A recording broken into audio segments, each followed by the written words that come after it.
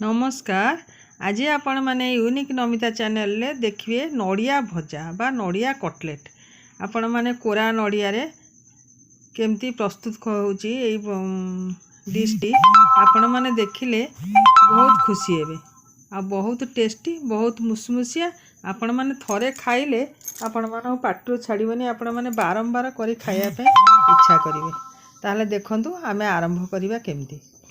आग आमे चाउल किछि अरुआ चाउल आ जीरा लंका आपण माने चाहिए रसुण पकई पारिबे। नहले मु आज व्रत रे खाइया पे करछि तेनु करी रसुण बिना रसुण रे करूछि। जीरा लंका आ अरुआ चाउल को भिजै दे 2 घंटा तापर ताकू ग्राइंडिंग कर देलु। देखो गोटे स्मूथ पेस्ट तैयारी हो गला। सेथे आमे सब ऐड करिबा। देखंतु आमे आधरे किछि हळदी गुंड फास्ट पकेइबा। हळदी गुंड तापर किछि लूण आमे तो लंका पकईचे लंका जीरा चाउलर पेस्ट है तेणु हलदी गुंड लूण आउ टिके चीनी बास एतिक आमे ए डिश टी प्रस्तुत करवा। तापर आमे सेते मिसई देबा बढ़िया स्मूथ करी ताकू मिसई देबा पूरा। तापर सेते आमे नड़िया ऐड करवा। कोरा नड़िया जो आमे रखीचे से नड़िया गुड़ी को आमे सेते पकई देबा। पकई भल भाव में गोले देबा मिसई देबा ताकू पूरा भल करी।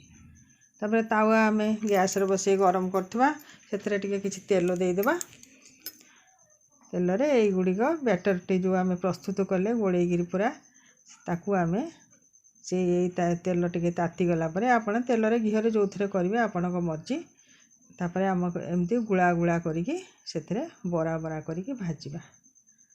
देखंतु एटा को आमे साधारणतः नड़िया भजा कहूछु। एटा नड़िया कटलेट भाव रे परिचित। एटा सब आस्ते आस्ते कि आमे गुड़ा सब दे देबा देगी ताकू भाजीबा।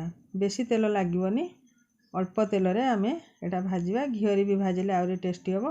आपण माने जदी खाली दिने खाउतुए रसुण देबे पियाज टिके देले भी चलिबो। केवल रसुण आ जीरा लंका देले बेसी टेस्टी हो। पियाज देले से टेस्ट आउ टिके अलगा हबो। देखंतु प्रस्तुत हो गला हमर नड़िया भजा।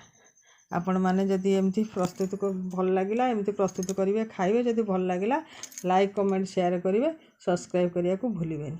आ थरे खाइले निश्चय बारंबार खाइबा को पई इच्छा करिवे। रहउची।